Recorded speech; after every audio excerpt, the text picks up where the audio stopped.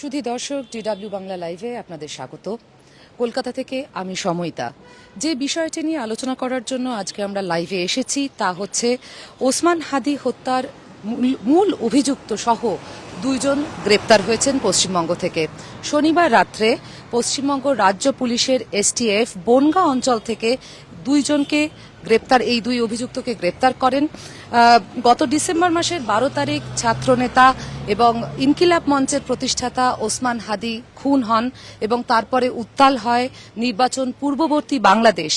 তারপরে তার 3 মাসের মধ্যেই গ্রেপ্তার করা হয়, পশ্চিমবঙ্গের বনগাঁ থেকে গ্রেপ্তার করা হয় এই দুজনকে।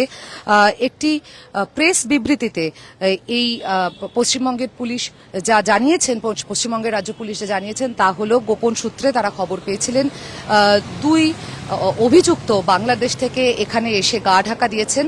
তারপরে তার ভিত্তিতে একটি অভিযান চালান তারা। শনিবার রাত্রিবেলা তাদেরকে গ্রেপ্তার করা হয়। যে দুজনকে গ্রেপ্তার করা হয়েছে তারা হলেন রাহুল ওরফে ফয়জাল করিম মাসুদ, তার বয়স 37, তার বাড়ি পটুয়াখালী বাংলাদেশে, এবং আলমগীর হোসেন যার বয়স 34, ঢাকার বাংলাদেশের ঢাকায় তার বাড়ি।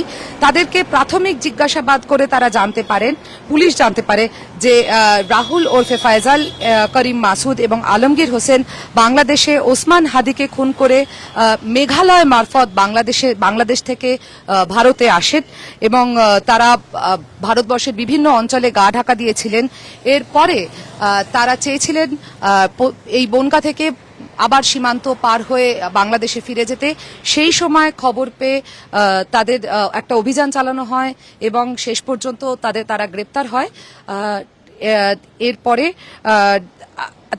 তারপর আজকে রবিবার তাদেরকে নিয়ে তাদেরকে কোর্টে পেশ করা হয়। তারা এই মুহূর্তে পুলিশের হেফাজতে রয়েছে এবং তাদেরকে জিজ্ঞাসাবাদের কাজ চলছে।